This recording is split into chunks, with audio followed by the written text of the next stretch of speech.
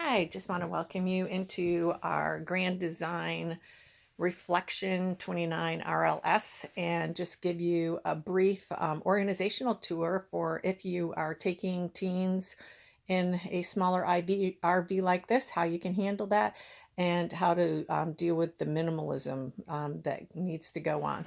So this turns into a sofa bed, but our one daughter will actually fit there without it flipping out. So every night she can just go ahead and grab her blanket from one of the side covers behind that fern and just make it's basically like a sleeping bag blanket, and she can lay there or put a sheet down and then put the blanket down depending on the weather. The sofa does flip out and there is storage underneath, which we could keep winter boots or clothing and stuff that we're just not going to be using right now. So each of the girls has one of the end cabinets for their bedding if they need it, their blanket. And above, you'll see that there's 4 of these cabinets. Let me just show you one. And each one, girls each get 2 of those cabinets. And we use dish buckets.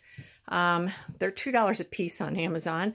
And they each get a bucket in one of those cabinets for their clothing. Very minimalistic in their clothing. And behind that clothing, the bucket, they can put like bulkier things like coats and things like that. That'll keep the buckets up front. And this is our other daughter's sleeping area.